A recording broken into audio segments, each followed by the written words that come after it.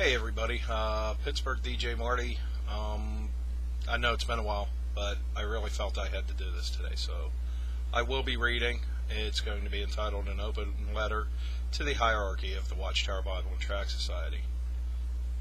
To those of you who are in any sort of power position within the Watchtower Bible and Tract Society, I haven't been a Jehovah's Witness for over 20 years now. I never felt a need to address certain concerns about the Jehovah's Witness leadership until now.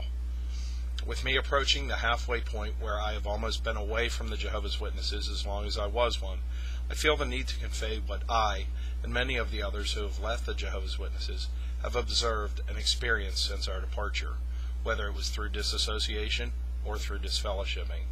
We can no longer be lied to, nor can we have the "you will lose everything if you disagree" carrot dangled in front of us. We have lived, we have learned, and we have grown way wiser about the Jehovah's Witnesses than even when we were members. Allow me to share these things with you. Number one, there is no such thing as new light. It's all a cover-up for mistakes made by the leadership of the Jehovah's Witnesses. Unfulfilled prophecies, changes in acceptable medical practices, and other teachings, such as what is acceptable in the marital bed, were just a few of the things that I'm referring to. It seems that new light only comes around when you start to lose members because of a policy. The congregations don't see that because they are still wearing the blinders that are imposed on them by the Watchtower Bible and Tract Society. Number two, your numbers are dwindling. You keep on saying that you're growing. Technically, it may appear that way. But what you have to ask yourself is, why does it appear that way? There are many factors. Third world country growth and growth in underdeveloped countries is a large portion of your growth, while your growth in more advanced countries is stale at best. Also, and this is something that you will never know because they won't tell you, but there are many who stay in the Jehovah's Witnesses so they don't lose their families and friends. How do I know this? Because they talk to people who aren't Jehovah's Witnesses anymore, like me. If they could leave without fear of retribution, they would. There are many who are just waiting for their families to die off so they can leave. We are the only ones who understand and won't condemn them for their feelings. They couldn't tell the elders this. What's happening is you are dying from the inside, and you don't even know it. Number three, a lot of people like myself who get disfellowshipped really just don't care anymore. I know with me, at the point where you disfellowship me, I had already removed myself from the Jehovah's Witnesses. I thought of disassociating myself, but then I thought, oh, it all has the same outcome. I'm going to lose all my friends and family anyway. Just going to start living my life and ease into my way of the next phase of my life. When you disfellowship me, I already had other friends, and as far as the family members who turned their back on me, well, they really didn't matter anyway. Your organization meant more to them than I did. Also, it gave me the opportunity to get to know the family members whose love I wasn't allowed to enjoy while I was a Jehovah's Witness. And guess what? The religious diversity in my family members is never an issue. We all just love each other, even with all of our differences. By disfellowshipping me, you are enforcing rules for a game that I had quit playing years before. And please tell your members that asking someone who was disfellowshipped to come back just doesn't work. If I had wanted to come back, I would have. Number four, I feel sad for all the lives that you've destroyed.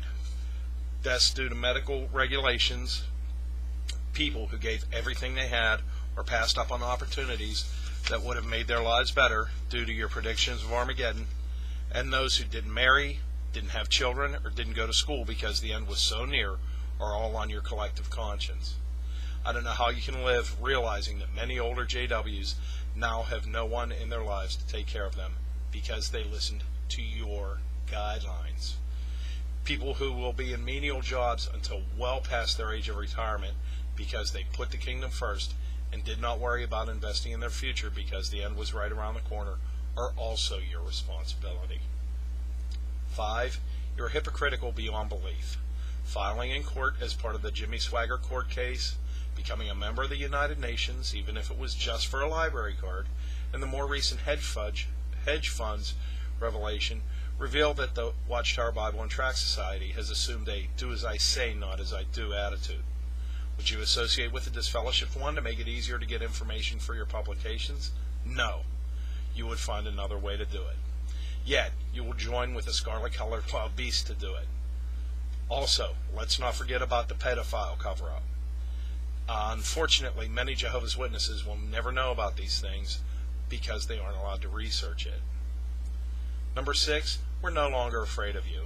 As a matter of fact, our resolve to expose you for what you are is only growing stronger. You make attacks like calling us, those of us who have left, mentally diseased. If you consider people who are strong-willed, knowledgeable, determined, and informed to be mentally diseased, then maybe we are. There are more of us than you will ever realize, and you won't realize it until it's too late. Education is the most powerful tool anyone can possess, and that's what we use to accomplish our task. We do not need to do anything physical to chip away at your structure. All we need to do is educate people on who you really are. It's obvious you know this already because of all the articles that mention not looking things up on the internet with regards to the Jehovah's Witnesses. But just so you know, there are a lot of current Jehovah's Witnesses who are researching what they believe in. Now, I just want to finish up on a personal note. I want to say thank you to the elders who disfellowship me. My life since I've been gone has been amazing.